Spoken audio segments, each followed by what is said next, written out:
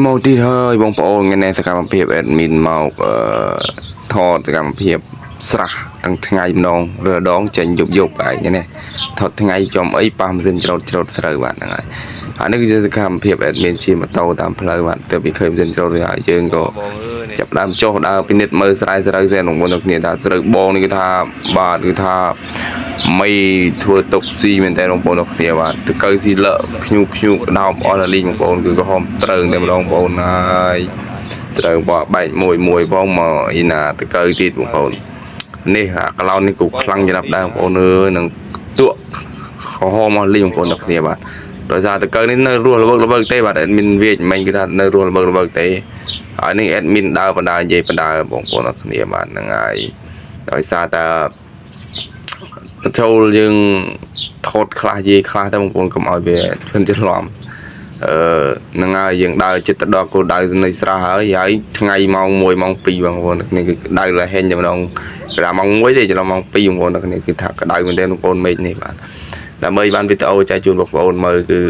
ថតទាំងថ្ងៃតែម្ដងហើយបងប្អូនកុំភ្លេចជួយចុច like subscriber channel admin ម្នាក់មួយ comment like share ម្នាក់មួយផងបងប្អូនទាំងគ្នាបាទដើម្បីជាកម្លាំងចិត្តដល់ admin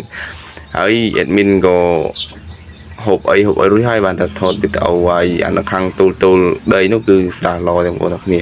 ហើយបន្ទាប់មកនេះយើងក៏ដល់ស្រះហើយដល់ក្រែដែលយើងកម្រងត្រូវធ្វើមានធ្វើណាបងក៏ធ្វើមុនហើយកិនវាយកាត់នឹងស្អាតនៅតែដំបូលបងប្អូនគ្នាបាទនៅតែដំបូលទេបងប្អូនគ្នាបាទគឺហើយ 100% តែម្ដងបាទអានេះគឺបានទៅ 50% ទេនៅ 50% ទេតែអានេះគឺជាស្រះហើយនេះគឺជាស្រែខាងលើ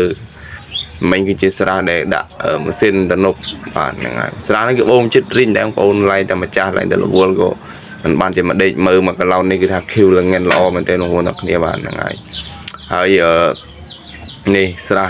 គឺចាយយើងម៉ាស៊ីនយើងដាក់យើងត្រូវប្រខិតដងទីដោយសារតែវាផុតដងបងប្អូនគ្នាខ្ញុំចុះមើលមិញគេថា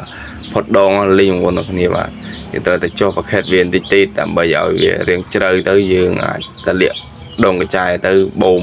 ទឹកឡើងហើយថតចុះថតឡើងក៏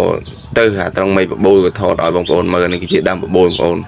នៅបន្ទុយគឺខ្ញុំជួយចិត្តយកពងសัตว์ដែលពងនឹងដើមបបូរនេះយកមកស្ងោរហូបបងប្អូនគ្នាបាទហ្នឹងហើយនេះអានេះគឺជាដើមមួយទេខ្ញុំអត់ស្គាល់ទេអានេះគឺជាស្រះបងប្អូនគ្នាបាទ